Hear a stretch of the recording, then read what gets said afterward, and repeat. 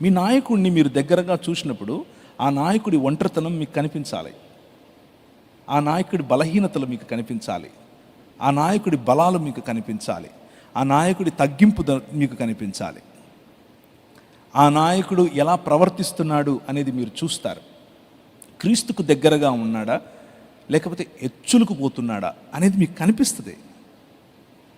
క్రీస్తుకు దగ్గరగా ఉండే నాయకునితో కలిసి మీరు ప్రయాణం చేస్తే ఆ మాధుర్యం వేరు. టీవీలో కనిపిస్తే టచ్ ఏముంటుంది, పర్సనల్ టచ్. టీవీలో ఆబ్వియస్గా ఇక్కడ నేను కూర్చున్నాను అని అంటే డ్రామానే వేస్తాను, బాగానే కనిపించడానికి మీకు కనిపిస్తాను.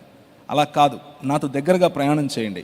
మా జాషువా ఉన్నాడు, దగ్గరగా ప్రయాణం చేస్తాడు. పొద్దున్నుంచి సాయంత్రం వరకు నా బతికేంటో తెలుసు. అలా that is when you know personally ఒక వ్యక్తితో. That is how fellowship is built. That is how leaders are made leaders. మీరు నాయకులను తయారు చేయాలి అని అంటే నాయకులు ఉన్న సహవాసంలో పార్టిసిపేట్ అవ్వండి. That is how it should be. అది నాయకులను తయారు చేస్తుంది, నాయకులకు ఒళ్ళు దగ్గర పెట్టుకొని బ్రతకాలి అన్న గుణపాఠము నేర్పుతుంది. లేకపోతే నాయకులు పోయి, లేకపోతే క్రీస్తు దాసులు పోయి సెలబ్రిటీలు అవుతారు.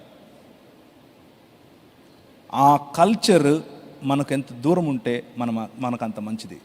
సెలబ్రిటీలు టీవీల్లోనే బాగుంటారు, దగ్గరికి వెళ్ళి చూస్తే బాగోరు. మనం సెలబ్రిటీలు కాదు, నాయకులం, దాసులం, క్రీస్తు దాసులం. ప్రజలకు దగ్గరగా ఉండాలి. మనం కొనుక్కునే కారు, మనం వేసుకునే బట్టలు, మనం మాట్లాడే మాటలు, మన సంపద, ప్రతి ఒక్కటి క్రీస్తును చూపించాలి.